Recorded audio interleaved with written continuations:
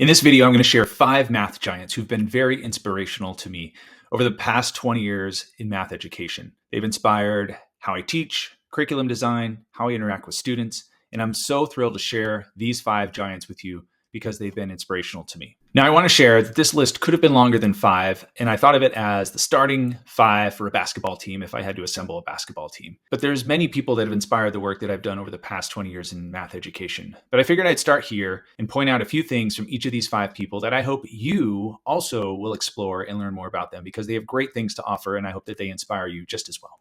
Brad Fulton is a math teacher and science teacher in California. He's presented at CMC South in California numerous times. And so as I was a young teacher, I went to a lot of his sessions and picked up a lot of great things like menu math and 4 in a row. One of my favorite books from Brad is The Pattern and Function Connection. So if you teach like Math 8 or Math 7 or algebra, it's a great use of pattern tiles where students make patterns with the tiles, but they do it in a linear fashion and they learn more about linear functions.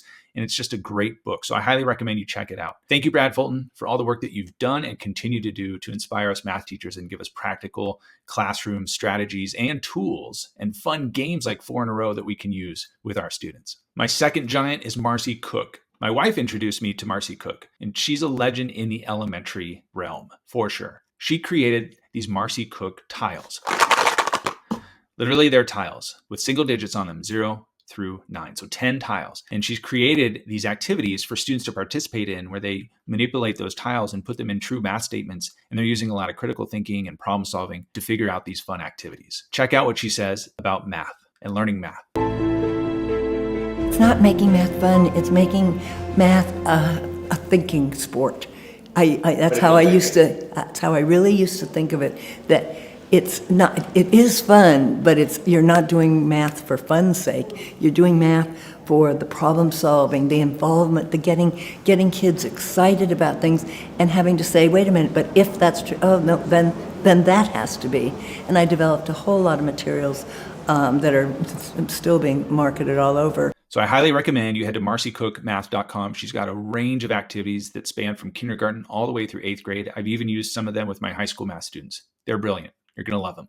The third math giant is Steve Leinwand. If you've ever been to one of his sessions, you probably leave there feeling amped up and energized and ready to go take on the math world in terms of a good way. Like you just are excited and pumped to be a math teacher. His energy is contagious, and I love what he shares with us and inspires us to be the best that we can. One of the game changers for me was reading his book, Accessible Mathematics. I'll put a link down below so that you can check it out. He talks about 10 instructional shifts that raise student achievement. One of them is just building number sense, which I love, as you know. And I'm just going to share a quick little video clip from one of his Ignite talks that, again, you'll just listen to him and you're like, holy cow, I want to go take on math instruction and do the best that I can. Case 4. They give ridiculous answers. They tell us that the tax on the shirt for $29 is $146. We never estimate in algebra. We never estimate in geometry. It's simply x equals 75 degrees. Ergo, we need to make number sense an ongoing part of everything we do. If we understand that number sense is a well-developed sense of place value, it's a comfort with numbers, it's a facility estimating, then we need to build that into all the things that we do. Thank you, Steve, for all your inspiration. My fourth math legend, and I saved my 2 favorites for the end, but I'll call my MVPs. One of them is Marilyn Burns. Marilyn Burns has spent a career interviewing students and just stressing the importance of listening to students. I'll share a quick little video clip with you about how she talks about the importance of listening to students when she interviews them. I am so often wrong in my predictions about what I expect from kids. And that's the learning for me that's so important. That's the listening to learn. When I really listen to the child rather than listening for what I expect to hear, then I have the opportunity to be a better teacher.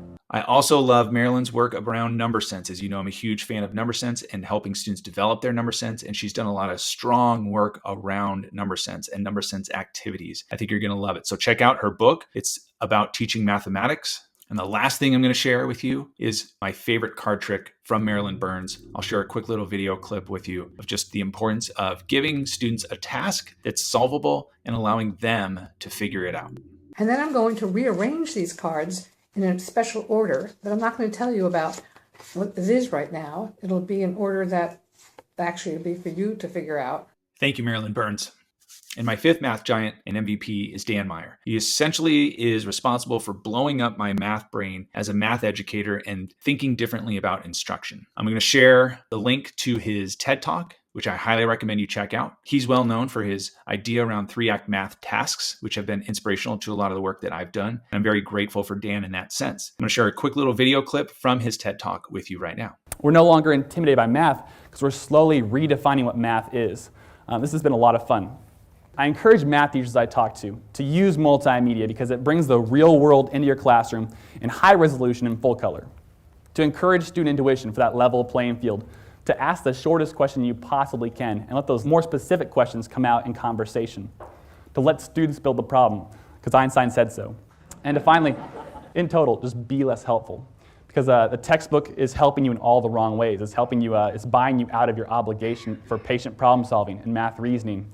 A lot of the work that Dan has done and why it's been so inspirational to me is because I consider Estimation 180 like little mini 3-act tasks. And just the idea of using multimedia, encouraging student intuition, asking a very brief and short question, and then let students build the problem-solving process on their own. I love it. So thank you, Dan, for all the work that you've shared with us. I appreciate you. Now, I've had the great fortune of meeting these math giants and my heroes, and I hope that you do too. I have a 6th bonus giant to share with you, but I want to say something that's really important. You don't have to be a giant and write a math book or present at a conference or have a social media account that blows up. No, to me, the most important math giant is you. I honestly mean that. What are you doing to be a math giant to your students? They need you to be encouraging, to be open, to listen to them and boost them up so that they feel confident in their math experience, so that they love math and they love learning math and that they're empowered by math. So you are the math giant, and I appreciate you for being the math giant to your students. A lot of the work that my 5 math giants have done is around number sense and problem solving. So I hope that you check out the next video that talks about my definition of number sense. It was inspired by a lot of the work that these math giants have done.